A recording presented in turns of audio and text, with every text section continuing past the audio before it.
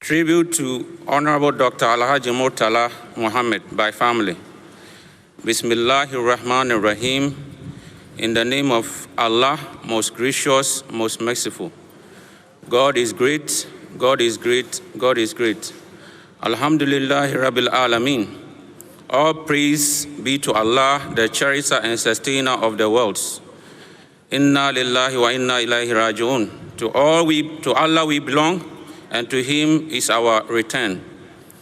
You can't bring to the table in one tribute all there needs to be for a brother like that and a loving father like Honorable Alhaji Murtala Mohammed.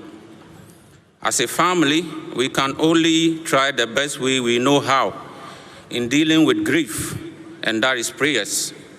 As a family, we are broken, and for some of us, that grief will linger on forever. While we grieve, we pray. And while we pray, we immortalize his presence in our hearts, because that is the only way we can appreciate and pay back the immense love he showed us. From now on, that's how we manifest our love and loyalty to him.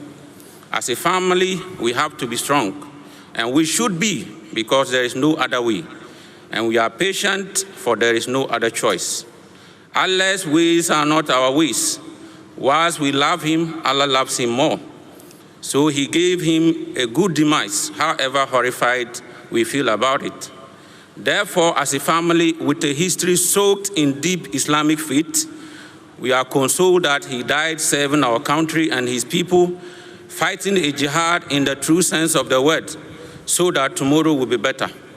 At a personal level, I had this rather strange feeling that I would go before him. Maybe it was a wish. Maybe I felt his strong character was well fitted for a world with no regard for meekness. Dr. Murtala Mohammed loved the public, so he chose to serve with passion, from teaching in the classroom to joining politics.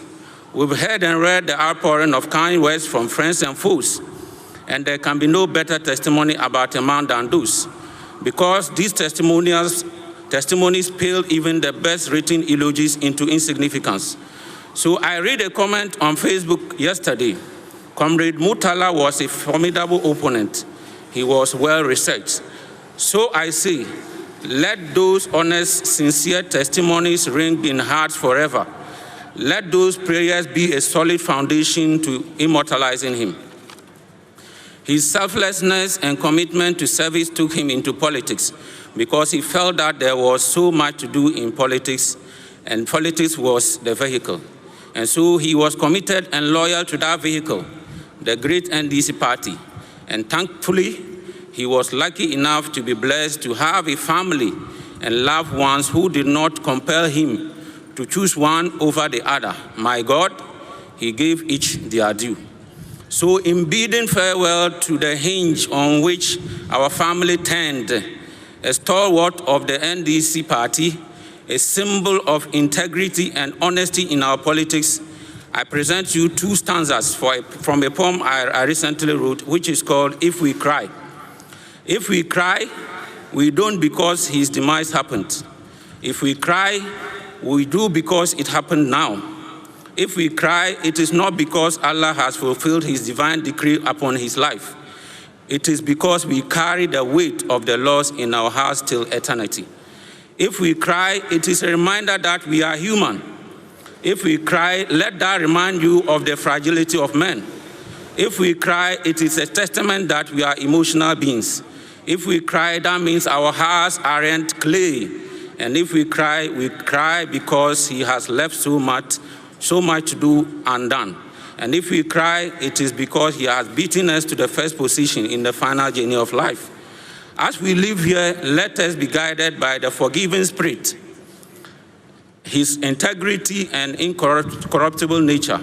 After all, those two virtues are in short supply in our politics today, and it is the hope of our family that rather than bury him with those virtues, we will honor his memory by upholding same.